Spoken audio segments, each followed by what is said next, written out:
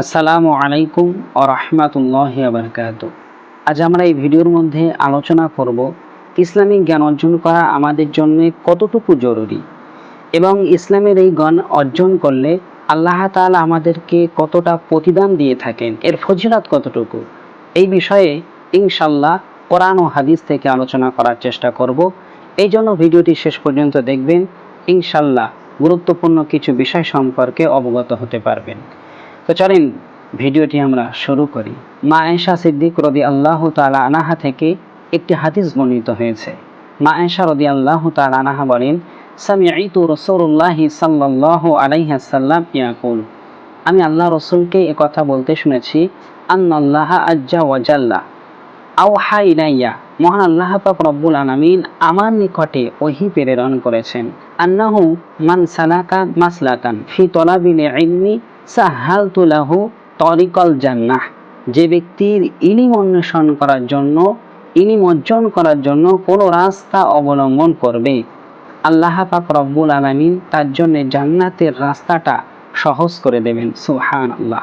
তাহলে এই হাদিস থেকে জানা গেল, যদি কোনো মানুষ জ্ঞান অর্জন করার জন্য কোনো পথ খোঁজে, আল্লাহ তাআলা তার জন্য জান্নাতের পথটা সহজ করে দেবেন। ঠিক এই হাদিসের পরের অংশের মধ্যে বলা হয়েছে, যদি কোনো ব্যক্তি ইলম অন্বেষণ করতে যেয়ে তার চক্ষুর দৃষ্টি হারিয়ে ফেলে, আল্লাহ তাআলার এই নিয়ামতটা যদি সে হারিয়ে ফেলে, আল্লাহ ওই বান্দাকেও তার দয়ার জান্নাত দান করবেন। এছাড়া আমরা বিশ্বনবী সাল্লাল্লাহু আলাইহি ওয়াসাল্লামের আরও একটি হাদিস ফলো করতে পারি। ওই হাদিসের মধ্যে আমার নবী বলছেন, মাই ইউরিদিল্লাহু বিহি খয়রান, আল্লাহ তাআলা যার কল্যাণ কামনা করেন, ইউফাক্কিহু ফিদ্দিন, আল্লাহ রাসূল বলেছেন আমার আল্লাহ তাকে দ্বীনের সঠিক জ্ঞান দান করে থাকেন। সুবহানাল্লাহ। ওয়া ইন্না আনা কাসিমুন, আর আমি হলাম সেই দিন বন্টনকারী, আল্লাহু ইউতি, আর আল্লাহ তাআলা সেই দিন দানকারী। অর্থাৎ আল্লাহ তাআলা ওহীর মাধ্যমে আমি নবী আমার কাছে ইলম বা জ্ঞান তিনি দিয়ে থাকেন, আর আমি সমস্ত গোটা বিশ্বে সেই ইলমটাকে বন্টন করে থাকি। আর আল্লাহ তাআলা যাদের কল্যাণ কামনা করেন তাকে দ্বীনের জ্ঞান দান করেন। এই জন্য এই হাদিসটা থেকে বোঝা যায়, যারা দ্বীনের পথে শিক্ষা অর্জন করে আসলে এটা এমনি এমনি হয় না, বরং মহান আল্লাহ পাক রব্বুল আলামিন কোনো না কোনোভাবে তাদেরকে মহব্বত করেন, ভালোবাসেন, তারা কল্যাণ কামনা করেন। এই জন্যই আমার আল্লাহ তাকে এই দ্বীনের জ্ঞান দান করে থাকেন। এছাড়া আপনি যদি কোরআন মাজিদের খোলেন, কোরআন মাজিদের মধ্যেও আমার আল্লাহ পাক রব্বুল আলামিন আলিমদেরকে নিয়ে কি বলেছেন, ইন্নামা ইয়াখশাল্লাহা মিন ইবাদিহিল উলামাউ, আমার আল্লাহ তাআলা বলছেন যে গোটা বিশ্বের যত মানুষ আছে তার মধ্যে যে আলিম শ্রেণী, এই আলেমরাই আমি আল্লাহ আমাকে বেশি ভয় করে। এই জন্য যদি আল্লাহকে সঠিকভাবে চিনতে হয়, আল্লাহর ইবাদত উপাসনা করতে হয়, তাহলেও কিন্তু ইলম অর্জন করার দরকার।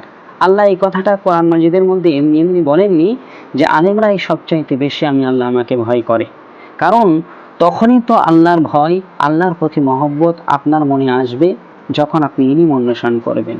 যতক্ষণ পর্যন্ত আপনি ইলম অর্জন না করবেন ততক্ষণ পর্যন্ত আপনি আল্লাহর মারিফাত পাবেন না, আল্লাহর সান্নিধ্য পাবেন না। ইবাদত করতে গেলেও কিন্তু ইলমের প্রয়োজন।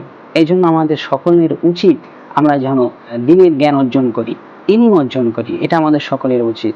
এছাড়া মহানবী সাল্লাল্লাহু আলাইহি ওয়াসাল্লাম বলেছেন যে আলিমরাই হলো আমি নবী আমার ওয়ারিস। তাহলে নবী যাদেরকে বলছেন এরা হলো আমার ওয়ারিস, তারা কিভাবে খারাপ হতে পারে? আলেমদের মধ্যে হয়তো বা কোনো মানুষ হাতে গোনা কয়েকজন খারাপ হতে পারে, তাদের কাজকর্ম খারাপ হতে পারে, কিন্তু আমরা দুনিয়ার মানুষ সেই তাদের দিকে আঙুল তুলতে যেয়ে গোটা বিশ্বের আলেমদেরকে আমরা বদনাম করে থাকি। কিন্তু এই আলেম সমাজের মধ্যেই কিন্তু অনেক হাক্কানি আলেম লুকিয়ে আছে। তো আমাদেরকে নির্দিষ্ট করে যদি কেউ বদমাইশি করে তবে তাকে উল্টো পাল্টা বলা উচিত, গোটা আলেমকে উল্টো পাল্টা বলা উচিত নয়। কারণ রসুল বলেছেন এই আলেমরাই হলো আমি রসুল আমার ওয়ারিস। কিন্তু এখন যদি কেউ এই ইলম অর্জন করলো, জ্ঞান অর্জন করলো, কিন্তু এই জ্ঞান দ্বারা যদি মানুষের উপকার না হয় তাহলে কি হবে? মানুষদেরকে যদি শিক্ষা না দেয় এক্ষেত্রে কি হবে? এই বিষয়ে আমার রাসূল সাল্লাল্লাহু আলাইহি ওয়াসাল্লাম বলেছেন, ইন্না মিন আশারান নাসি ইনদাল্লাহি মানজিলাতান ইয়াউমাল কিয়ামাতি, কিয়ামতের দিন আল্লাহ তাআলার কাছে সবচাইতে নিকৃষ্ট ব্যক্তি হবে আলিমুন, সেই আলেম লা ইয়ানতাফিউ বিইলমিহি, যে আলেমের ইলম দ্বারাতে মানুষের কোনো উপকার হয়নি।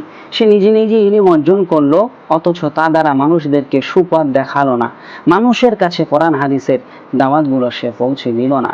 এই ব্যক্তি কিন্তু কাল হাসরের মহাময়দানে আল্লাহর দরবারে সবচাইতে নিকৃষ্ট ব্যক্তি হবে। এখন আপনারা আবার প্রশ্ন করতে পারেন যে হুজুর, আমরা তো অনেক সময় জ্ঞান অর্জন করি, কিন্তু এই জ্ঞান আমরা ভুলে যাই কেন? এর জন্য আমার নবী সাল্লাল্লাহু আলাইহি ওয়াসাল্লাম 1400 বছর আগে তিনি জানিয়ে দিয়েছেন, আফাতুল ইলমু নিসিয়ানু, ভুলে যাবার ইলম হলো বিপদ। ওয়া ইদাআতুহু, আতা ভুলে যাবার মূল কারণ হলো, ইলম ধ্বংস করার কারণ হলো আনতু হাদিসা বিহি গায়রা আহলিহি, অনুপযুক্ত লোকদের সম্মুখে ইলম বর্ণনা করা, জ্ঞানের কথা শোনানো। যেমন এই হাদিসের মধ্যে ব্যাখ্যায় বলা হয়েছে, যেমন আমরা কোনো পাগল বা বাচ্চাদের হাতে যদি আগুন ও অস্ত্র তুলে দেই, এটা যেমন বোকামি কাজ। অনুপযুক্ত লোক যারা ইলমের মর্যাদা রাখে না, বরং তাদের কাছে এই কোরআন হাদিসের বার্তা পৌঁছালে তারা খেল তামাশা হাসি ঠাট্টা করে উড়িয়ে দেবে, এদের সম্মুখে ইলম অর্জন করলে আস্তে আস্তে নিজের ইলমটাই কিন্তু ভুলে যায়। এভাবেই কিন্তু আমরা ইলমটাকে ধ্বংস করে থাকি। এছাড়া আরও আমার রাসূলুল্লাহ একটা লম্বা হাদিস বর্ণনা করেছেন। সেই হাদিসের মধ্যে আলেমদের ফজিলত নিয়ে তিনি অনেকগুলো কথা বলেছেন।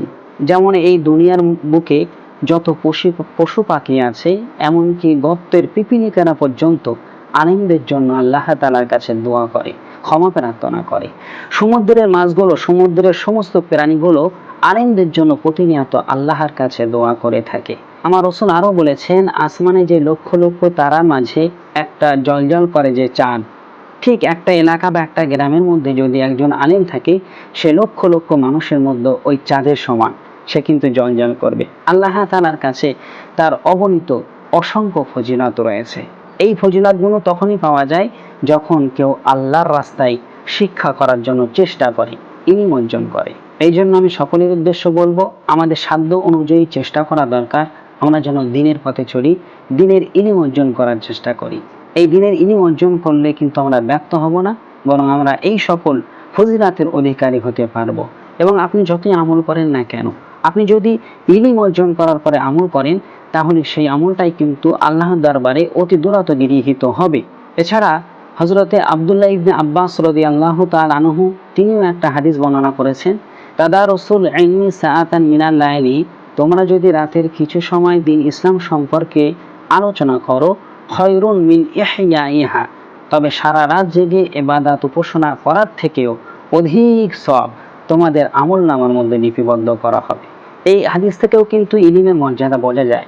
কারণ কোনো আবেদ ব্যক্তি সে সারা রাত ধরে আল্লাহর ইবাদত করলো, আর এই হাদিসের মধ্যে কি বলা হচ্ছে যে কোনো আলেম ব্যক্তি সে রাতের কিছু সময় মাত্র দিন নিয়ে আলোচনা করলো, অথচ এই ব্যক্তি রাতের কিছু সময় দিন নিয়ে আলোচনা করার পরে ঘুমিয়ে গেল, আর এই ব্যক্তি সারা রাত ধরে ইবাদত করলো। কিন্তু সারা রাত ধরে ইবাদত করা ব্যক্তি থেকেও এই আলেমের আমলনামায় আমার আল্লাহ তাআলা বেশি নেকি লিখে দিয়ে থাকেন।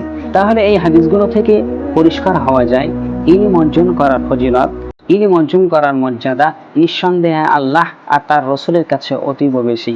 এই জন্য এই মর্যাদায় যদি নিজেকে সমাসীন করতে চান, অবশ্যই সে এখনো সময় আছে, আল্লাহর দিকে ফিরে আসেন। আপনি আল্লাহর কোরআন ও রাসূলের হাদিসের দিকে চোখ রাখেন, ইনশাআল্লাহ আল্লাহ চাইলে আপনার মধ্যেও এ কোরআন হাদিসের জ্ঞান দান করবেন। আমাদের সকলেরই উচিত দ্বীন ইসলামের জ্ঞান অর্জন করা এবং সেই মতন আমল করে চলা। আল্লাহ পাক রব্বুল আলামিন আমাদের সকলকে ইসলামের জ্ঞান দান করুক। সকলে বলি আল্লাহুম্মা আমিন।